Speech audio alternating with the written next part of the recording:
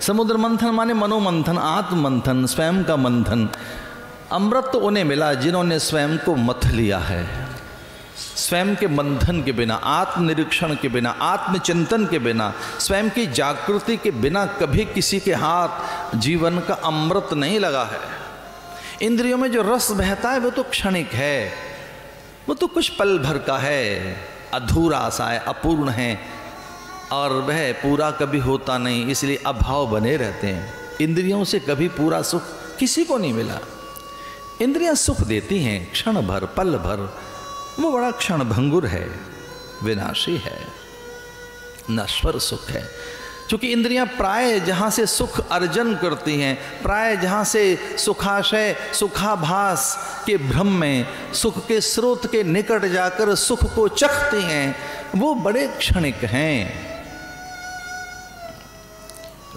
आनंद का मूल तो हम स्वयं हैं। इसलिए पतंजलि लिखते हैं, तदा दृष्टु स्वरूपे वस्थानम, जब दृष्टा अपने स्वरूप में लौट कर आता है तभी स्वस्थ होता है।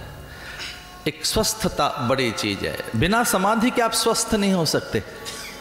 कोई ना कोई आप में रोग बना रहेगा। जो आरोग्यता है, स्फूर्ति है, उमंग, तरंग, उल्लास, प्रसन्नता, आह्लाद, भावोद्रेक, ये कब बनेगा? जब समाधि हाथ लगे, जीवन का सच हाथ लगे, आपको पूर्णता हाथ लगे। अन्यथा कोई ना कोई रोग बना रहेगा। बहुत कम स्वस्थ प्राणी है इस धरती पर। शरीर की दृष्टि से कुछ स्वस्थ हो सकते हैं, पर मेंटली सिकनेस है उनमें, वो मेंटली फिट नहीं है।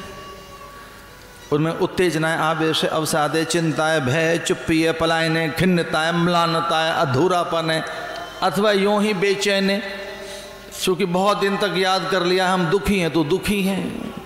बौद्धिक भ्रम है, मन मूढ़ता, चित्त चांचल्य, देह आलस्य, यूं प्रमाद अपने आसपास, ये भी तो एक प्रकार की व्याधि है ना।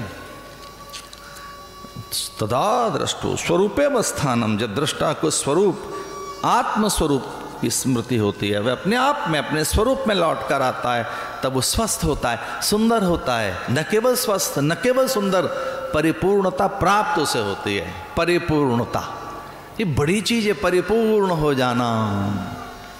हमारे यहाँ प्राय साधुओं में ये भोजन के समय के संकेत हैं, पूर्ण, महापूर्ण, परिपूर्ण, पूर्ण हो गया।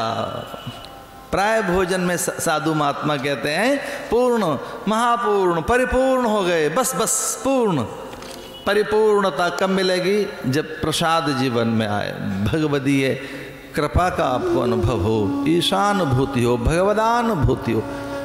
जब तक आपको आत्मानुभूति, भगवदानुभूति नहीं होगी, पूर्णता हाथ नहीं लगेगी।